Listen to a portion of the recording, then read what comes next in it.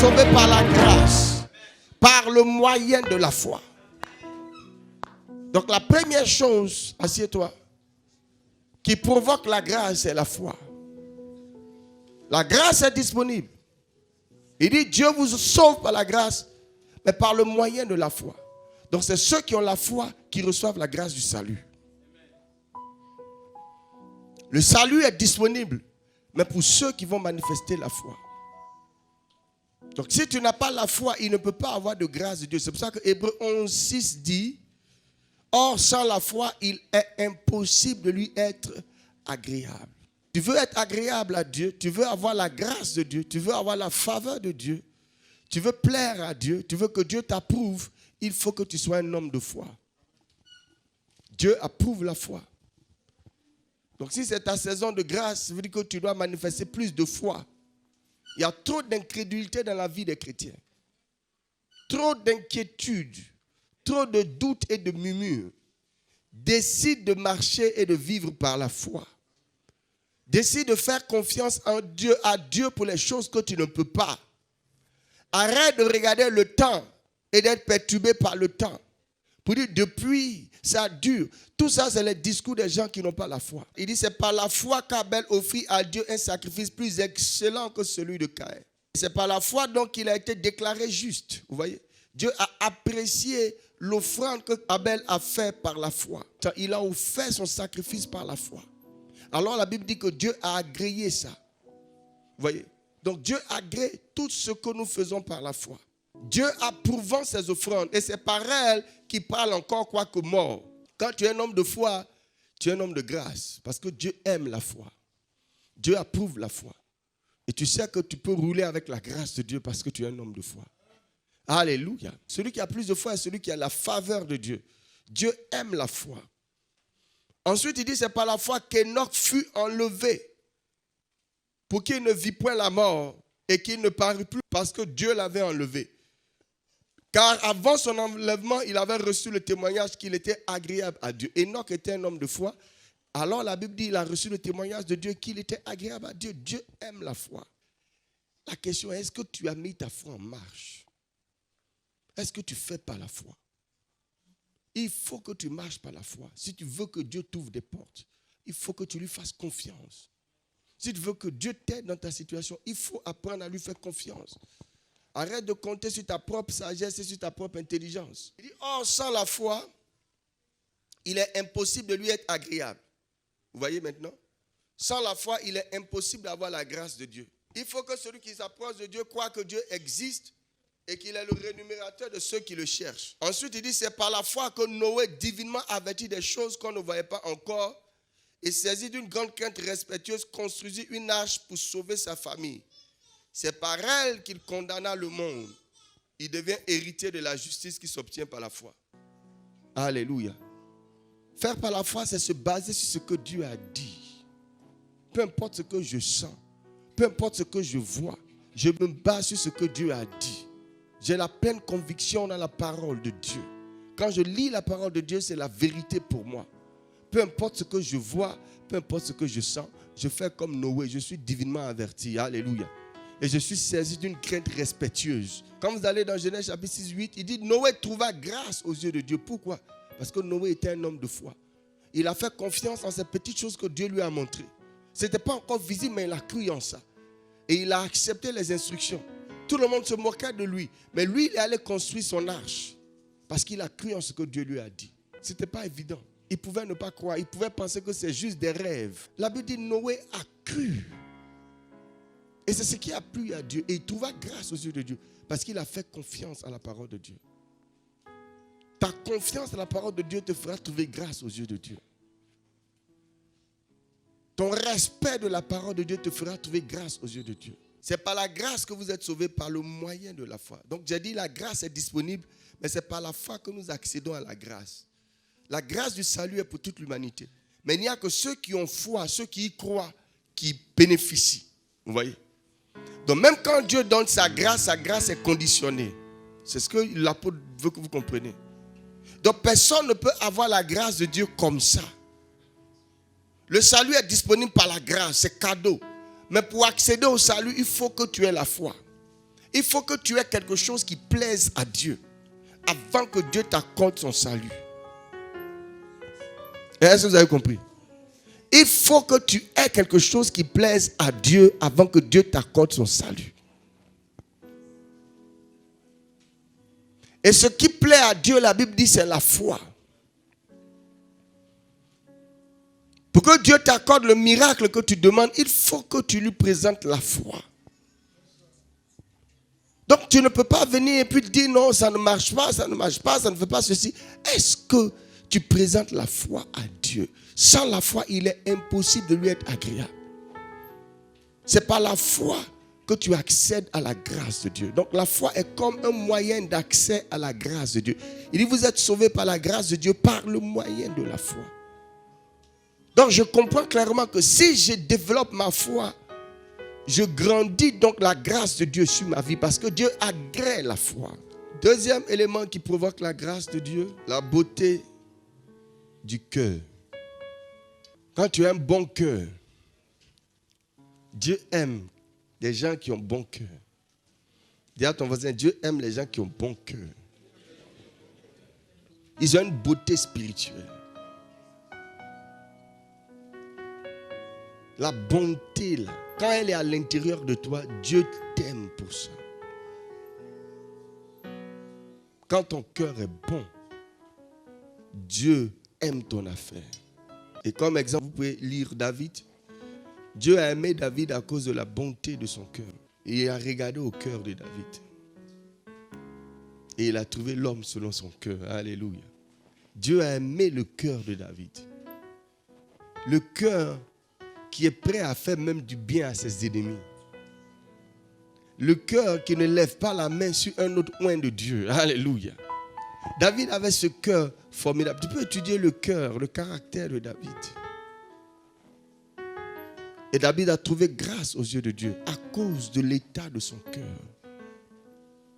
Heureux ceux qui ont le cœur pur, ils verront Dieu. Dieu agrée le cœur pur. Il agrée le cœur qui est vidé de toute méchanceté. Le cœur qui est vidé de toute calomnie, de toute envie, de toute hypocrisie. Le cœur qui aime vraiment, qui aime sincèrement. Cette bonté-là est plaît à Dieu. Et Dieu recherche ce cœur-là. C'est pour ça que la Bible dit qu'il faut que tu renouvelles ton âme. Il faut que tu renouvelles tes pensées avec la parole de Dieu. Parce que c'est un moyen d'attirer la grâce de Dieu sur ta vie. Quand tu t'assois et que tout ce que tu penses mal des gens, tu vois ce qui ne marche pas, tu vois ce qui n'est pas bon, tu ne peux pas avoir la grâce de Dieu sur ta vie. Ce n'est pas possible. Travaille à avoir une bonté dans ton cœur. Alléluia. Et c'est un fruit de l'esprit. Ce qui me plaît, c'est que quand tu apprends les choses comme ça, tu peux toi-même faire ton QCM. Pour voir pourquoi la grâce jusque-là ne tombe pas sur toi. Foi, il n'y en a pas. Bonté, c'est rare. De temps en temps, ton cœur est beau. Ça me plaît trop. La sagesse et l'intelligence. Malakabahai. Voici le commencement de la sagesse. À qui est la sagesse? Et avec tout ce que tu possèdes, à qui est l'intelligence? Exalte-la et elle t'élèvera. Elle fera ta gloire si tu l'embrasses. Elle mettra sur ta tête une couronne de grâce. Donc dans cette saison de grâce, frère, il faut que ta sagesse augmente. Ton intelligence aussi. Parce que ça, il dit ça mène couronne. C'est-à-dire quand tu rentres quelque part, les gens ouvrent la porte vite. Quand tu commences à parler, on dit waouh, quel homme sage. Quand tu fais quelque chose, les gens voient que tu es trop intelligent. Et personne n'a envie de perdre un gars sage et un gars intelligent.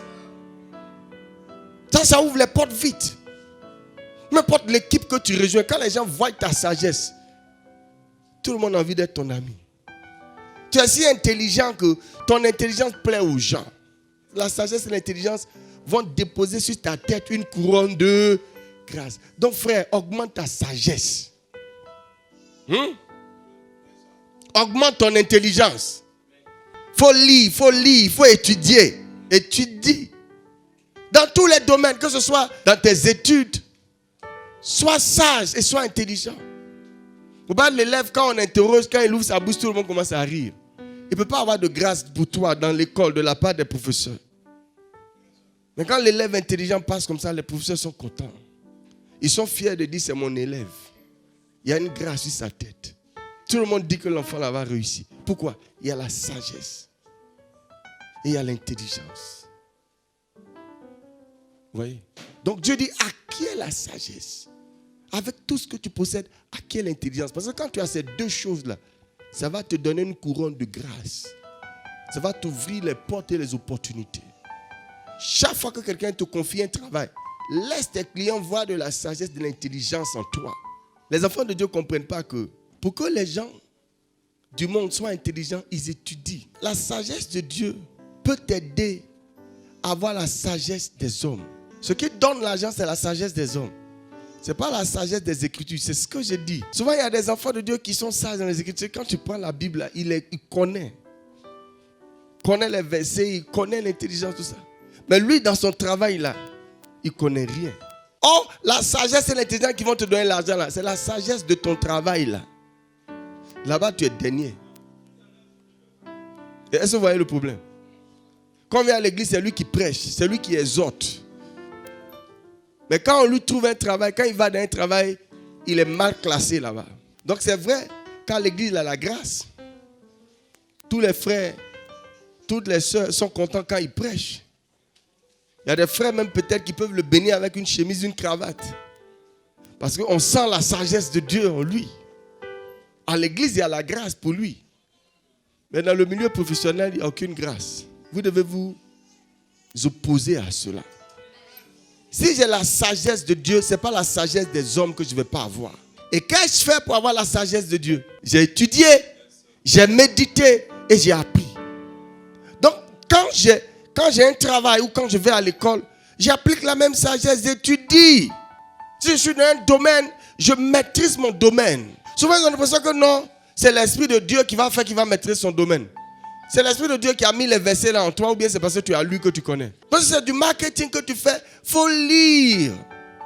Il faut étudier pour que tu aies la sagesse dans ton marketing. Alléluia. À César, ce qui appartient à César. Et à Dieu, ce qui appartient à Dieu.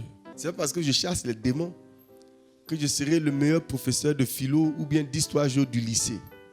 C'est deux choses différentes.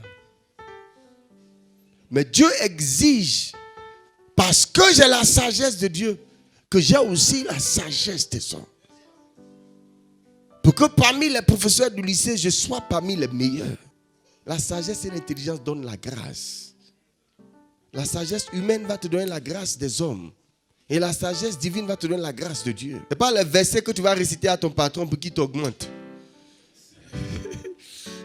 Même si tu prends son nom pour faire sujet de prière, ce n'est pas ça qui va faire qu'il va vouloir t'augmenter. C'est la qualité de ton travail, la sagesse que tu as au travail. Donc il faut lire les matières, les livres concernant ton travail. De la même façon que tu lis la Bible avec passion, il faut lire tes livres de maths, tes livres de médecine pour que tu sois excellent médecin. C'est quand tu as épuisé la sagesse, c'est qu'il n'y a plus de solution que tu peux aller de l'autre côté. C'est quand tu connais les techniques, que les techniques ne suffisent plus, que tu peux appeler le surnaturel. On dit surnaturel. C'est le naturel n'a plus de solution. Sinon, Dieu veut, il a fait le naturel pour qu'on puisse faire les choses naturelles. Tu ne peux pas avoir des mains et puis tu mets ton plat comme ça et puis tu dis, Seigneur, je veux parler en langue pour que la nourriture rentre dans mon ventre. Dieu a fait les mains naturelles pour que tu puisses accomplir des besoins naturels. C'est si tu n'as plus les mains, là tu peux aller dans le surnaturel. Si tu es médecin, tu dois avoir appris toute la médecine. Maintenant, si pour la maladie, la médecine n'a pas de solution, là tu appelles le surnaturel. Mais tu n'as pas fini d'apprendre comment on diagnostique, comment on soigne un mal de tête. Et puis on t'envoie notre enfant, comme tu es chrétien, spirituel, médecin, là tu dis non pasteur, on va prier pour lui seulement, ça va passer. Donc quand je dis que la sagesse et l'intelligence donnent la grâce là, il ne faut pas penser à la sagesse de Dieu qui va te donner la grâce. Et puis tu as dit, mais pasteur a dit que c'est notre raison de grâce, mais depuis là dans mon travail, on ne m'augmente pas. Quand je parle, même personne ne m'écoute. Ça veut dire que tu ne manifestes pas de sagesse et d'intelligence dans ton travail.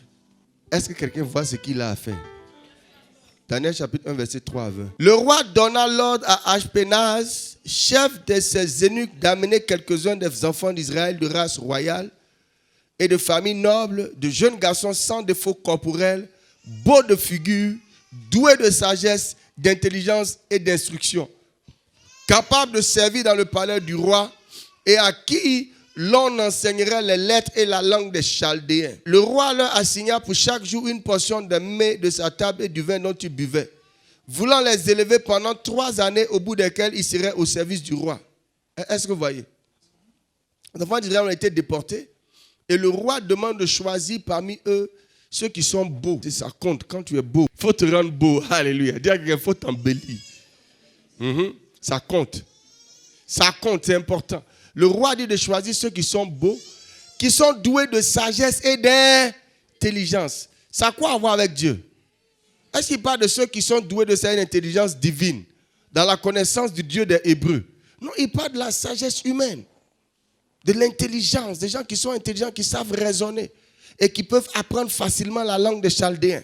Quand tu vas en entretien, là, le gars, il veut voir si tu es sage et intelligent. C'est ça seulement qu'il cherche. Toutes les questions qu'il te pose, c'est pour voir s'il y a un brin de sagesse, s'il y a une vivacité intellectuelle. C'est tout ce que le gars cherche. Dis non, j'ai fait l'entretien, pasteur, on n'a qu'à prier pour vous. On n'a pas besoin de prier pour ces choses. Ce que Dieu dit, il faut être sage et intelligent. Il n'y a aucun entretien que tu vas passer, tu ne vas pas avoir. Parce que quand tu viens, tu déploies et tu démontres la sagesse et l'intelligence. Dis à quelqu'un, vive la sagesse et l'intelligence. Oh, alléluia. Tu dois faire confiance. Il dit, dis à la sagesse que tu es ma soeur. Aime la sagesse. Elle va mettre une couronne de grâce sur ta tête. Si on doit choisir un, tu seras le 1. Si on doit choisir 10, tu seras parmi les 10. Parce que les gens vont toujours choisir selon le critère de la sagesse et de l'intelligence. Le roi leur assigna chaque jour une portion de mets de sa table et du vin dont ils buvaient. Donc le roi voulait les engraisser. Voulant les élever pendant 3 années, au bout desquelles ils seraient au service du roi. Il y avait parmi eux, d'entre les enfants de Juda, Daniel, Anania, Michaël et Azaria. Le chef des eunuques leur donna des noms: à Daniel celui de Belshazzar, à Anania celui de Shadrach, à Michaël celui de Meshach et à Azaria celui d'Abed-Nego. Daniel résolut de ne pas se souiller avec les mets du roi et par le vin dont il buvait. Et il pria le chef des eunuques de ne pas l'obliger à se souiller. Dieu fit trouver à Daniel faveur et grâce devant le chef des eunuques. Donc vous voyez la foi de Daniel. Daniel fait confiance à son Dieu. Dieu a dit de ne pas manger certaines choses. Donc les Juifs ils ne mangent pas chez tout le monde. Dans la nourriture des Chaldéens, il y a du porc, il y a toutes ces choses que Dieu a interdit. Et Daniel, dans sa foi, demande pardon pour ne pas qu'on lui donne à manger des choses qui sont interdites par sa religion. Et comme je vous ai dit, Dieu agrée la foi. Et la Bible dit que Dieu fit trouver grâce. C'est-à-dire que la foi en Dieu va te faire trouver grâce. Oh, alléluia. Ta foi en Dieu va te faire trouver grâce. Et Dieu fit trouver à Daniel faveur, grâce devant le chef des eunuques. Le chef des eunuques dit à Daniel: je crains mon Seigneur le roi qui a fixé ce que vous devez manger et boire. Car pourquoi verrait-il votre visage plus abattu, celui des jeunes gens de votre âge? Vous exploriez ma tête auprès du roi. Alors Daniel dit à l'intendant à qui le chef des eunuques avait remis la surveillance de Daniel, de Anania, de Michaël et d'Azaria: éprouve tes serviteurs pendant 10 jours et qu'on nous donne des légumes à manger et l'eau à boire. Et tu regarderas ensuite notre visage et celui des jeunes gens qui mangent les mets du roi. Et tu agiras envers tes serviteurs d'après tout ce que tu auras vu. Il leur accorda ce qu'ils demandaient et les éprouva pendant 10 jours. Au bout de 10 jours, ils avaient un meilleur visage et plus d'embonpoint que tous les jeunes gens qui mangeaient les mets du roi.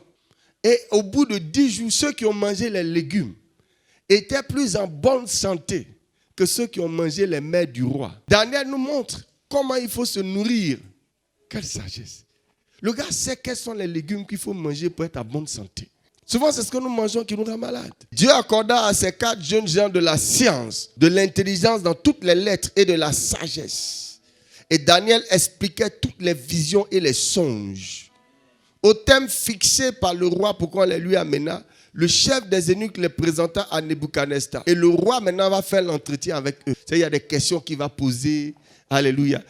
Alors la Bible dit, il ne s'en trouva aucun comme Daniel, Anania, Michaël et Azaria. Ils furent donc admis au service du roi.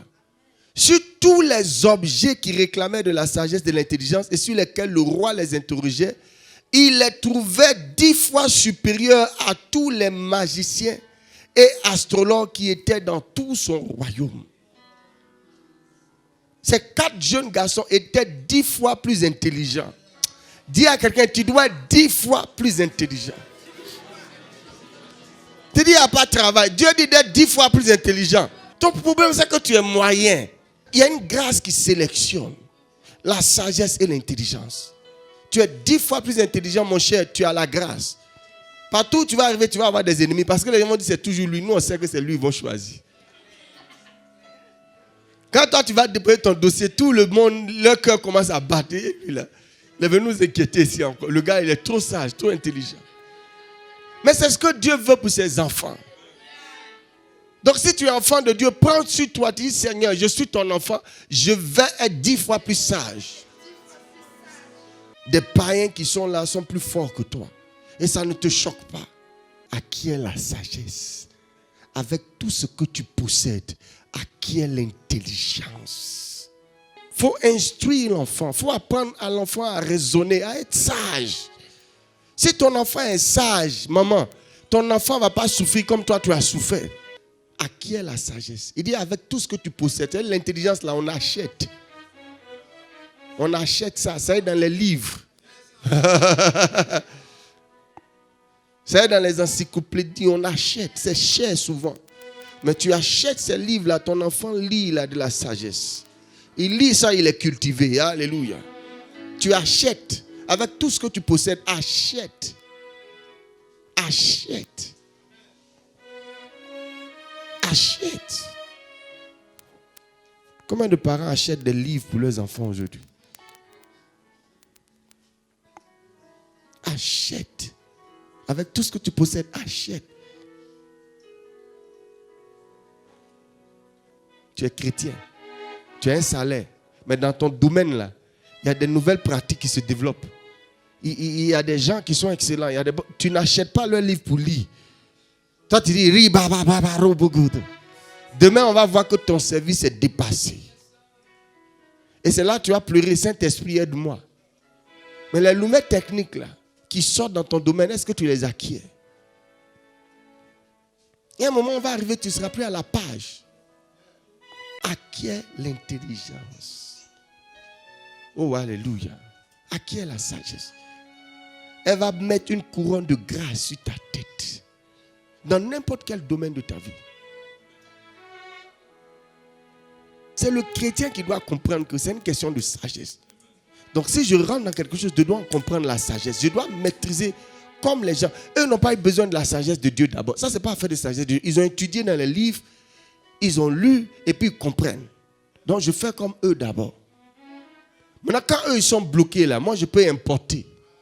Oh, alléluia. Donc j'ai pour eux là d'abord, et puis maintenant je peux les surpasser 10 fois.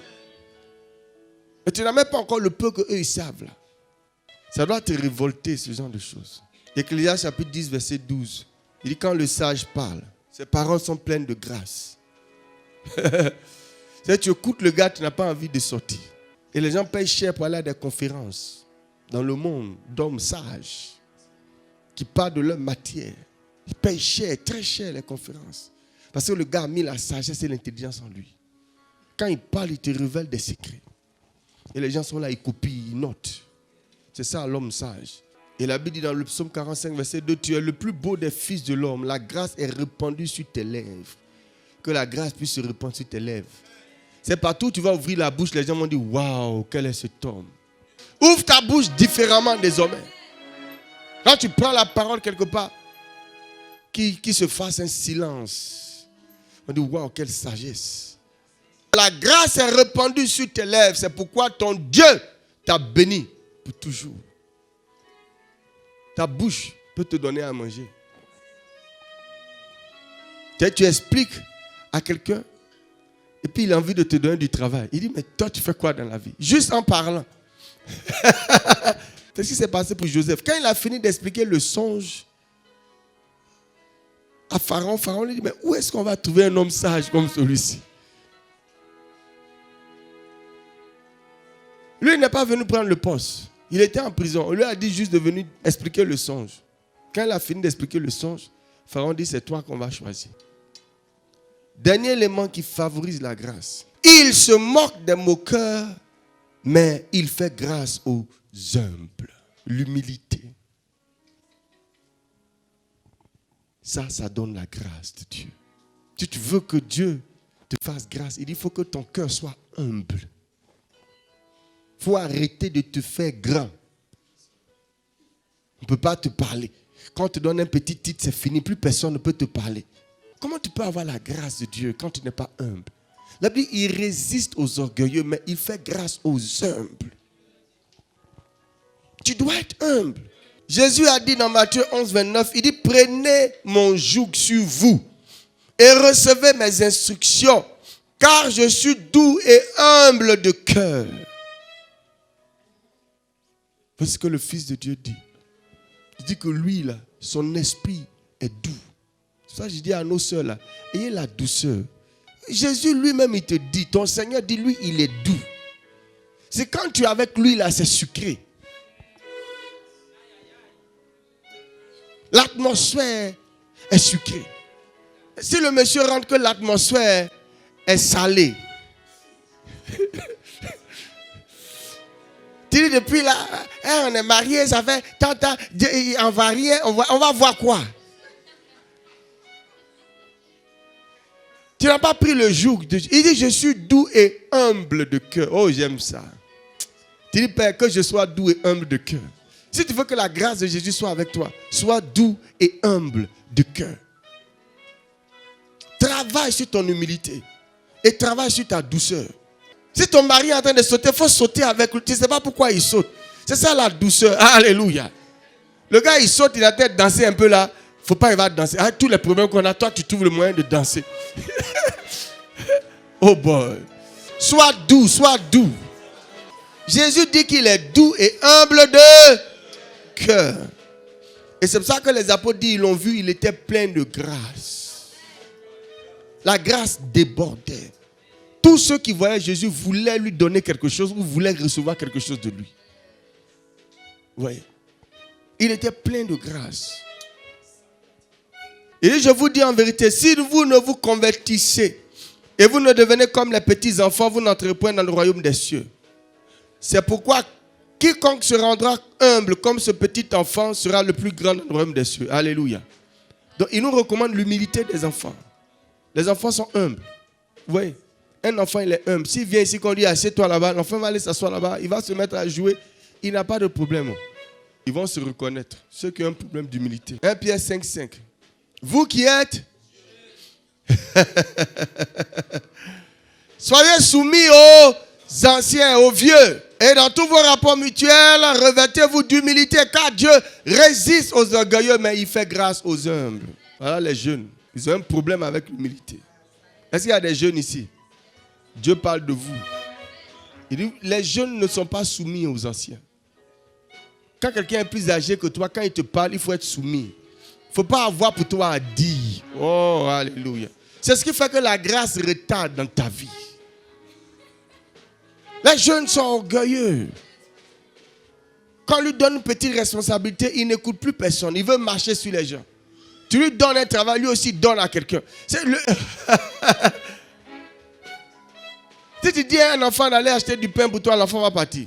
Tu dis à un jeune d'aller acheter du pain pour toi, lui aussi va envoyer son petit. Et il veut la grâce de Dieu. Dieu résiste aux orgueilleux. Sois jeune, humble. Pour que la grâce de Dieu soit sur ta vie. Parce que c'est les anciens là qui peuvent te donner un peu. Mais ton comportement fait qu'ils n'ont même pas envie de te donner quoi que ce soit. L'humilité précède la gloire. Mais l'orgueil abaisse. Sois humble. Alléluia. Est-ce que tu as appris quelque chose?